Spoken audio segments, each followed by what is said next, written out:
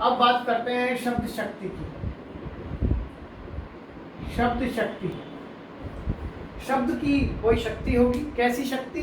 जो अर्थ को बाहर निकाल कर फूट कर फेंकती है, तो वो शक्ति कैसी होती है? शब्द शक्तियों के बारे में 3 शब्द शक्तियां बताई गई, अभिधा, लक्षण और व्यंजन। सामान्य तौर पर एक शब्द में एक अर्थ होना चाहिए। अगर एक शब्द में एक अर्थ अगर होता है तो वहां शब्द शक्ति हो जाती है कौन सी? अभिधा। लेकिन कई बार एक शब्द में 2 अर्थ हो तो वो हो जाती है लक्षणा, और एक शब्द में 2 से अधिक तीसरा अर्थ हो तो वहां हो जाती है क्या? व्यंजना। ये वैसे ही है जैसे आप मैथ्स में 2 देखते हैं, 2 लिखा हुआ, एक सिंपल 2 है, एक 2 का स्क्वायर है, एक 2 का क्यूब है। हम इसको रेज टू पावर कहते हैं। पावर नहीं, शक्ति। ये 2 की शक्ति है, ये 2 की शक्ति है। तो इसकी वैल्यू कम होगी, इसकी ज़्यादा होगी और उसकी और ज़्यादा होगी। ठीक ऐसे ही कोई शब्द हिंदी में ऐसा है जिसका एक शब्द का एक ही अर्थ है, किसी के 2 अर्थ हैं, किसी में 3 अर्थ प्रकट करने की शक्ति है। इस आधार पर 3 शक्तियां हुई, अभिधा, लक्षणा और व्यंजना। किताबी भाषा में बात करूं तो अभिधा कौन सी है? मुख्यार्थ का बोध कराने वाली, मुख्य अर्थ का बोध कराने वाली।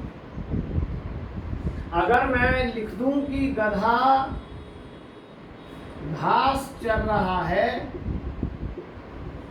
तो ये जो गधा है या ये जो घास है, ये शब्द एक ही मीनिंग दे रहे हैं। इसका मतलब डोंकी, इसका मतलब ग्रास, मुख्य अर्थ का बोध करा रहे हैं।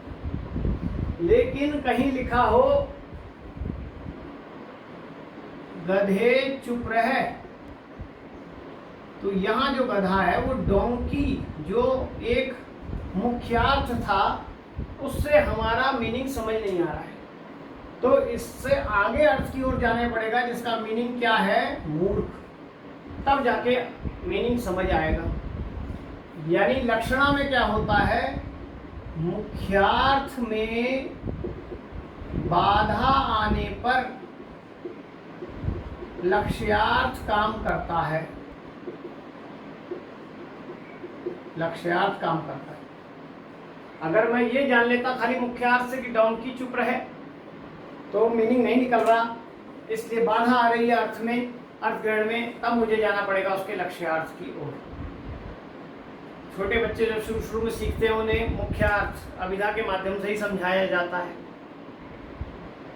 अगर किसी बच्चे को किसी टीचर ने उत्तेजना में बोल दिया अबे गधे चुप रहे, तो बच्चा 4 बार सोचता रहेगा कि मुझे गधा क्यों कहा, क्योंकि गधा तो एक जानवर होता है, मैंने उसका चित्र देखा है, वो शीशे में शक्ल देखेगा, क्योंकि वो मुख्यार्थ से लक्ष्यार्थ की ओर नहीं पहुंच पाया। जब आप कविता समझने की कोशिश करते हैं वहां पे भी यही दिक्कत आती है, आप उन प्रतीकों के मुख्यार्थ को तो समझ लेते हैं लेकिन उसके लक्ष्यार्थ या व्यंग्यार्थ को नहीं पहुंच पाते, इसलिए कवि का आस्वादन या कविता का आस्वादन नहीं कर पाते। ठीक है, ठीक ऐसे ही व्यंग्यार्थ है, व्यंजना है। जब लक्ष्यार्थ से काम नहीं बनता तब वो व्यंग्यार्थ की ओर पहुंचता है, तब वो व्यंग्यार्थ की स्थिति में आता है। तो आपसे एक तो क्वेश्चन कर सकता है शब्द शक्ति कितनी है, तो आप बताइए 3 है। आपको कोई शब्द देकर पूछ सकता है, आपको कोई पंक्ति देकर पूछ सकता है कौन सी शब्द शक्ति है, तो एक बार जरा उस दृष्टि से भी से समझ लें। जैसे अभी हमने देखा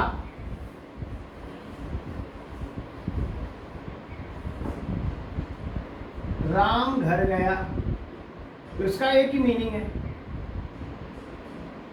लेकिन अगर कहीं आ जाए जैसे अभी हमने पढ़ा बड़ा हुआ तो क्या हुआ, जैसे पेड़ खजूर, तो इसमें एक अर्थ तो आ रहा है खजूर के पेड़ का, खजूर के पेड़ का मुख्यार्थ। लेकिन उससे काम चल रहा है क्या? क्या कभी हमें ये बताना चाहता है कि खजूर के पेड़ के नीचे जाने की कोई ज़रूरत नहीं क्योंकि वो यूजलेस है? कि आम के पेड़ के नीचे बैठना, फल भी खाना, छाया भी खाना ना, उसका मकसद तो ये है नहीं मुख्यार्थ। उसका मुख्यार्थ के अलावा एक और अर्थ है जो असली अर्थ है व्यक्ति के बड़प्पन की बात। तो व्यक्ति के बड़प्पन का अर्थ उसको चाहिए कि वो सब समझे, तब उसका अर्थ पूरा हो रहा है। तो दोहे में क्या है? लक्ष्यार्थ है, लक्षणा शब्द शक्ति है। अगर खाली ये होता तो खाली यही रहता। अब इस दो से ज्यादा तीसरा अर्थ भी आ जाता है कई बार। जैसे आपने पढ़ा, रहीमन पानी राखिए, बिन पानी सब सुन, पानी गए न उबरे, मोती मानस चून। अब यहाँ एक अर्थ पानी का है, जल का, जो क्या है? मुख्यार्थ है। समझा रहे पानी की बात। और दूसरा इसमें लक्ष्यार्थ है। जो पानी का अर्थ क्या है?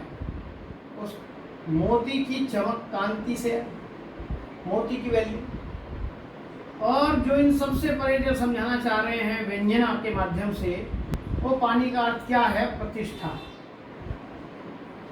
जब तक ये अर्थ नहीं समझेंगे, रहीम का कथन का अर्थ आप तक नहीं पहुंच रहा है, इसलिए व्यंजना का सहारा लेना पड़ेगा। ठीक है? इसलिए कविता का अर्थ भी आना चाहिए।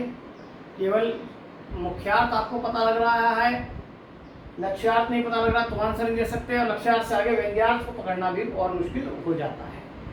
ठीक है? तो इसलिए जहाँ दो से ज़्यादा तीसरा विशिष्ट अर्थ हो, वहाँ पर ये नहीं बताना चाह रहे कि वही आटे में जल मिलेगा तो ये आटा बनेगा। ये तो हम सबको मालूम है, ये तो मुख्यार्थ है। मोती वाली बात भी कुछ लोग जानते हैं, ये सेकेंडरी अर्थ है। सबको मोती के कांति के बारे में नहीं समझाना चाह रहे। सब मोती को पहनने वाले नहीं है, खरीदार नहीं है, बेचने वाले नहीं है। लेकिन ये जो बताना चाह रहे हैं विशिष्ट अर्थ की व्यक्ति को अपनी इज्जत बनाए रखनी चाहिए, ये बड़ा इंपॉर्टेंट है। तो ये विशिष्ट अर्थ, जिसे क्या नाम दिया गया? व्यंजना शब्द शक्ति के माध्यम से प्रकट हुआ अर्थ, व्यंग्यार्थ। ठीक है? तो तीनों परीक्षा में आपके पास इस तरीके से तीनों उदाहरणों के द्वारा भी आपसे पूछ सकता है। अब बात करते हैं, ये जो तीनों शब्द शक्तियां हैं, अभिधा, लक्षणा, व्यंजना, ये शब्द शक्तियां किसी शब्द में होंगी और ये कोई ना कोई अर्थ भी व्यक्त करती हैं। तो अभिधा शब्द शक्ति जिस शब्द में होती है उसे क्या कहते हैं? उसे कहते हैं वाचक शब्द। क्या कहते हैं? वाचक शब्द। और उस वाचक शब्द से, उस अभिधा शब्द शक्ति के द्वारा जो अर्थ व्यक्त होता है उसे कहते हैं क्या? वाच्यार्थ, या इसका दूसरा नाम है क्या? मुख्यार्थ। ठीक है?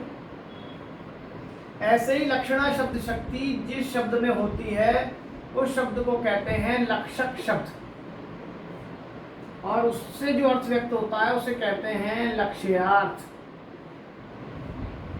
ऐसी व्यंजना शब्द शक्ति जिस शब्द में होगी उसे कहते हैं व्यंजक शब्द, और उसमें जो शब्द शक्ति होगी जो उसमें अर्थ होगा उसे क्या कहेंगे?